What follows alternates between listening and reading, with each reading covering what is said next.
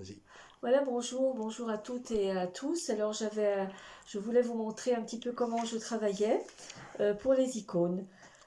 Donc je m'appuie sur la tradition de Sainte Véronique, que vous devez sans doute connaître. Vous savez, cette ménagère toute simple qui se trouve sur le chemin de la Passion.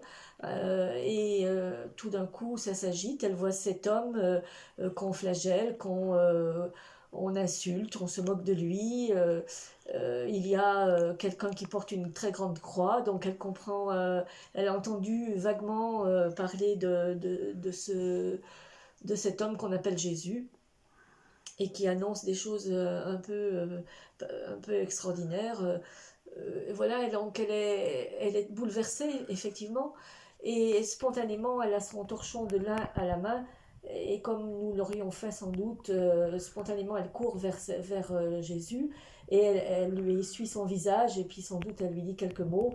Elle n'a pas beaucoup de temps, parce que les Romains, là, effectivement, les soldats romains la jettent sur le côté, et elle reste avec son torchon.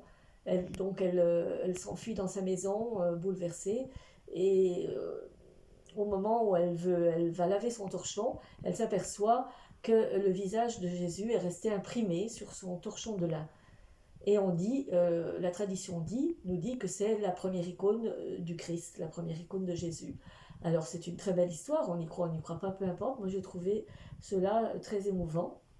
Et j'ai voulu donc voilà, continuer ce travail sur une toile de lin qui est vierge, qui est une très belle toile de lin qui est faite dans les usines Leroux, près de Paris. Voilà, je vous montre. Voilà cette toile de lin pure. Voilà.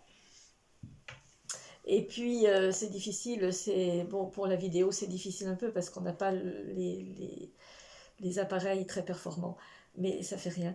Alors, donc sur cette toile de lin, nous allons reproduire le croquis. Donc, j'ai travaillé mon croquis. Est-ce que là, je vous le montre? Est-ce que c'est bon, là, le croquis? Voilà.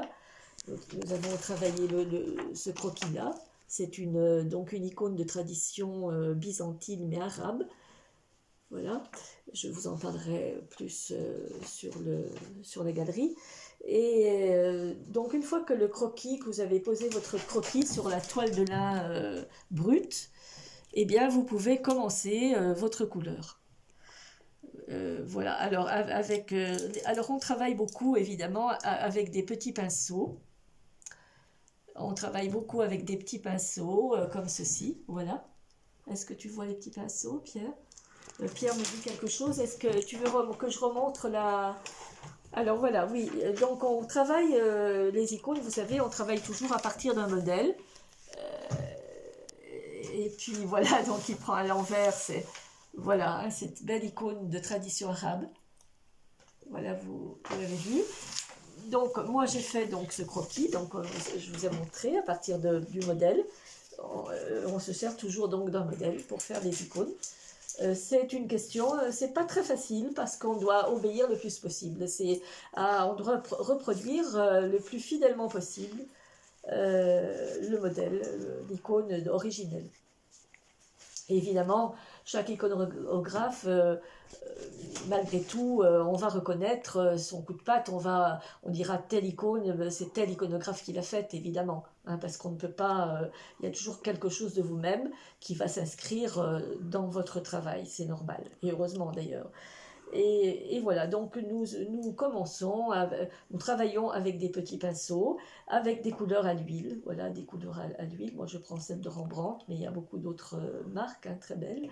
Et puis je travaille aussi, donc beaucoup, là nous allons ajouter tout à l'heure, voilà, des perles de Swarovski, hein, voilà, pour effectivement rendre ces très belles perles, ce manteau brodé de Marie.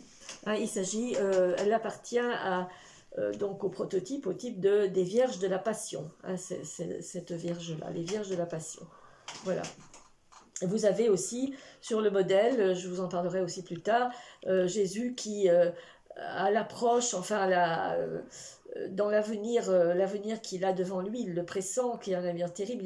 L'iconographe nous dit qu'il en perd sa petite sandale. Voilà, hein, ce petit enfant. Voilà, donc on voit la sandale qui pend de son pied. Voilà, je voulais vous parler un peu de tout cela. J'en profite pour pour vous saluer, bien vous embrasser tous mes abonnés. Et puis, je vous remercie de votre fidélité qui m'encourage beaucoup. Et je vous souhaite de très belles fêtes pascales, une très belle continuation dans